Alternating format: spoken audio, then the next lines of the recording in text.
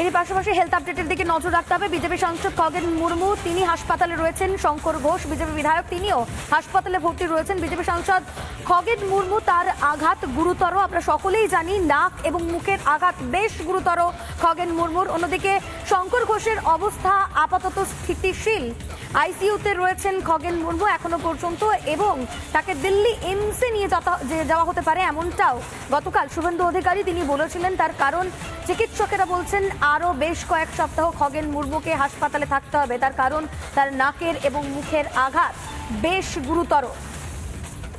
খগেন মুর্মু নাগরাকাটায় গিয়েছিলেন, তিনি বিপর্যস্ত এলাকা পরিদর্শনে গিয়েছিলেন। যারা বিপর্যস্ত এলাকায় মানুষজন রয়েছেন তাদের সঙ্গে কথা বলার জন্য গিয়েছিলেন। সেখানেই আক্রান্ত হতে হয়েছিল তাকে, রক্তাক্ত হতে হয়েছিল তাকে, এবং তারপরেই তাকে হাসপাতালে ভর্তি করা হয়। এবং যেমনটা জানা গিয়েছিল তার চোখের নিচে হাড় ভেঙে গিয়েছে এবং নাকেও তার আঘাত রয়েছে, মুখে আঘাত রয়েছে। খগেন মুর্মু গুরুতর আহত অবস্থায় এই মুহূর্তে শিলিগুড়ির একটি বেসরকারি হাসপাতালে ভর্তি রয়েছেন। অন্যদিকে শঙ্কর ঘোষের অবস্থা আপাতত স্থিতিশীল রয়েছে, তিনি উঠে বসছেন, কথা বলছেন। কিন্তু শঙ্কর ঘোষ উঠে বসলেও কথা বললেও খগেন মুর্মু তিনি কিন্তু গুরুতর আহত, তিনি এখনো পর্যন্ত ঠিকমতো কথাও বলতে পারছেন না হাসপাতাল সূত্রে যেমনটা জানা যাচ্ছে।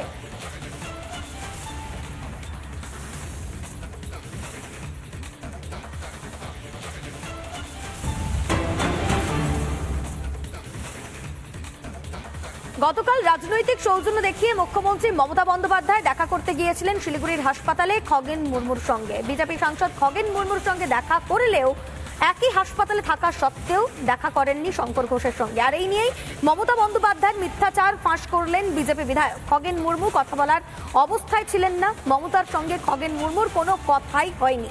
মমতার মিথ্যে ফাঁস করলেন শঙ্কর ঘোষ, সোশ্যাল মিডিয়ায় পোস্ট করে নিজেই জানালেন বিজেপি বিধায়ক। মমতার সঙ্গে সাক্ষাতে না শঙ্কর ঘোষের, মুখ্যমন্ত্রীর সঙ্গে দেখা করতে চাননি শঙ্কর ঘোষ। ঠিক কি বলেছেন তিনি, শোনাই আপনাদের। আসলে দুপুরে আমাকে জানানো হয়েছিল যে মাননীয় মুখ্যমন্ত্রী হসপিটালে আসতে পারেন সাংসদ এবং আমাকে দেখতে। আমি সম্মতি দিই।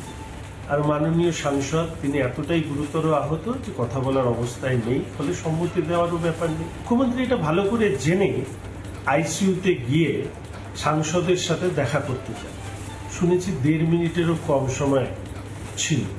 সেই সময় তার ফটোশুট টিম একটি ভিডিও তোলে এবং সেটাই রাজনৈতিক সৌজন্যতার পরিচয় হিসাবে বাজারে তারা তুলে ধরবার চেষ্টা করে। অবশ্য তিনি আমার কাছে আসেননি, জানতেন যদি কিছু কঠিন কঠোর প্রশ্নের সম্মুখীন হতে পারে ওনাকে, বিধানসভায় আমি তারই সহকর্মী।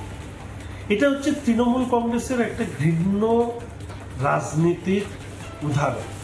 একদিকে লুম্পেনদেরকে পাঠিয়ে ভারতীয় জনতা পার্টির সাংসদ বিধায়কদেরকে রক্তাক্ত করবেন, আর আরেকদিকে হসপিটালে দেখতে আসবার নাম করে তিনি ওই রাজনৈতিক সৌজন্যতার ফটোশুট করবেন।